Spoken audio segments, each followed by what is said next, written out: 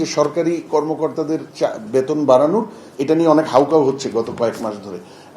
বেতন আলটিমেটলি বাড়াতে হবে, কারণ পাবলিক অ্যান্ড প্রাইভেট সেক্টরের ডিফারেন্সটা অনেক বেশি। এটা দিয়ে আপনি ভালো ট্যালেন্ট মোটিভেশন করা যাবে না। This is not the time.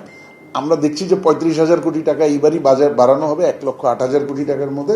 এই হাই ইনফ্লেশন, লো রেভিনিউ, লো গ্রোথের টাইমে যেখানে অস্টারিটি মেজার থাকার কথা ছিল, এই বছর 35,000 কোটি টাকার ইনক্রিজ দেওয়াটা হয়তো টাইমলি হচ্ছে না। বাঙালি ট্যাক্স দিতে চায় না, এটাই রিয়ালিটি। ট্যাক্স অথরিটিকে এক আপ দোষ দিলে হবে না। বাংলাদেশের যদি অর্থনীতি উন্নয়ন নীতি নির্ধারণের ধারাবাহিকতায় দেখি যে একটা পেরেনিয়াল প্রবলেম বাংলাদেশের রাজস্ব ব্যবস্থা। এটা নিয়ে বলেও যেমন কোনো লাভ হয় না, কিন্তু না বলারও কোনো অপশন নাই। বলে যেতে হবে, হয়তো সেইখান থেকেই একটা সময় চেঞ্জ আসা শুরু হবে। আমাদের কাঠামোগত সমস্যার যে এই আরো অনেকগুলো আছে, তারই একটা এক্সটেনশন, খুব ইম্পর্টেন্ট এক্সটেনশন বা খুব চিন্তিত হওয়ার মতো এক্সটেনশন, যে কাঠামোগত ইমব্যালেন্স, স্ট্রাকচারাল ইমব্যালেন্স ট্যাক্সেও আছে, রেভিনিউতে আছে, এবং সেটা হলো ইনডিরেক্ট ট্যাক্সেশনের প্রাধান্য।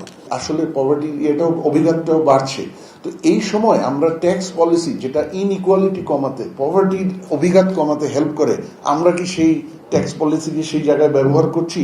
আমরা করছি না। করলে এই ইনডিরেক্ট ট্যাক্সেশনের এই আধিক্য কিন্তু থাকতো না। টোটাল কস্ট অফ বিজনেস এবং কস্ট অফ ট্রেড বাংলাদেশ তার কম্প্যারেটর বা কম্পিটিটর কান্ট্রি থেকে অনেক বেশি।